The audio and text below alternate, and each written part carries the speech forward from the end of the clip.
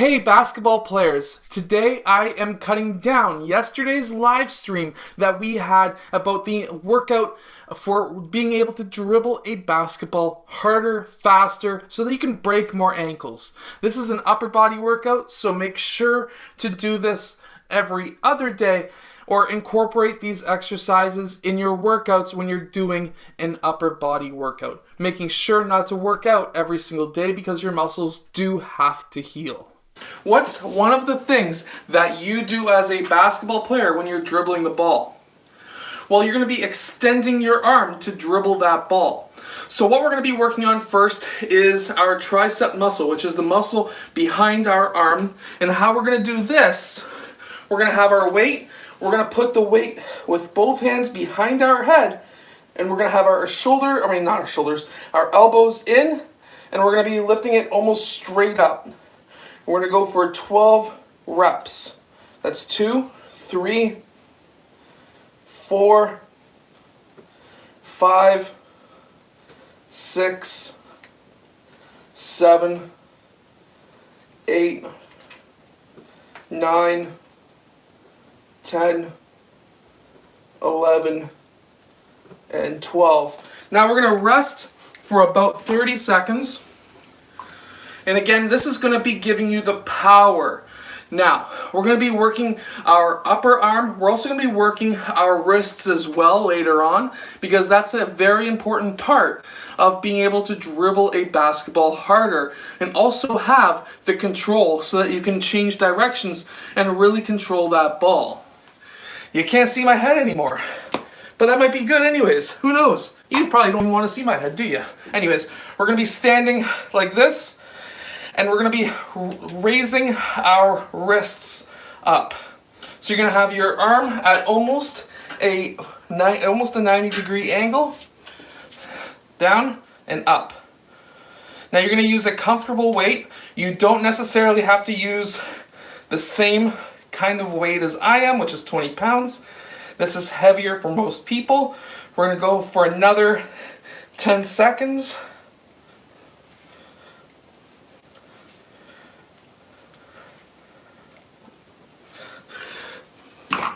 We're going to rest for a bit. Now, again, when you're dribbling the ball, you'll be pushing the ball down, which is our triceps. We're also going to be using our wrist to really control that ball. And that's why you want to do a wrist workout. This is, I'm going to call it a secret because not many trainers online or even in real life will tell you to work your wrist muscles. Or your forearm muscles, really, that's what it is. And that's kind of a big secret that nobody really ever tells you.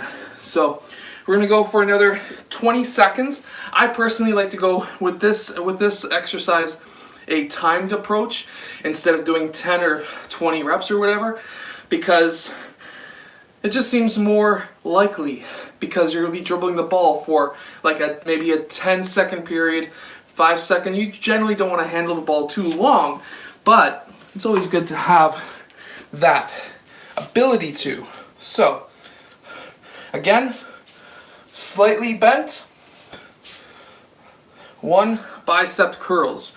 So what you want to do here is, if you're sitting down, you can have your elbow on the inside of your thigh, straight arm, and then all the way up as high as you can go and back down. Or if you have a weight bench like what I've got here, you can have your arm and you can do the same thing, straight arm and up. It's totally up to you. I personally like the sitting down version, but again, it is up to you. So a little word of advice is, when you're doing a bicep curl or anything that isolates one side from the other, what you want to do is work your weak side first. The reason for that is, let's say you worked your right side and said, yeah, I did like 15 reps. And then you go to the left side, which is, for me, it's my weak side, and you only do 10. Now you're going to be lopsided, where your right side is so much more stronger and your left side's weaker. Now that's totally okay if you have maybe like one arm or something, but but what you're trying to do is work out both sides evenly. So we're going to start with our left side. We're going to go for 10 reps. 1, 2. Once we rest for a bit, we're going to be doing our forearms, but this time it's going to be the top of our forearm. So I'm going to be sitting down like I am right now, and you can do this sitting down at your house too. Have your elbow on your knee. Try to have this arm as straight as possible, and we're going to be lifting the weight up with our forearm. So the idea behind this is we've just done this one where we are acting or working on the bottom of our forearm so that we can dribble the ball faster, harder. This is going to be the complete opposite, but why we're working this muscle on top, you always want to do the opposite muscles as well as what you're working, but the other reason for this muscle is if you need to really cross somebody and pull that ball around to try and maybe do an inside-out dribble, that's a major muscle for that crossover. So let's get the weight going.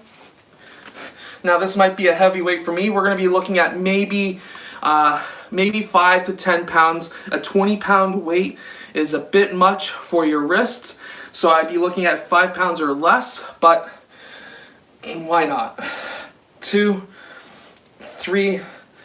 Usually when you're crossing the ball, you're coming out wide and coming down, but this exercise will actually help you. So what we're going to have is we'll be holding our weight in.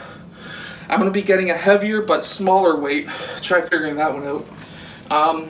But I'll be getting a heavier but smaller weight just so that it can come right up against me and out. You don't want to go way out like this. You want to only go out to a 45-degree angle, back in all the way. So let me grab the weight really quick.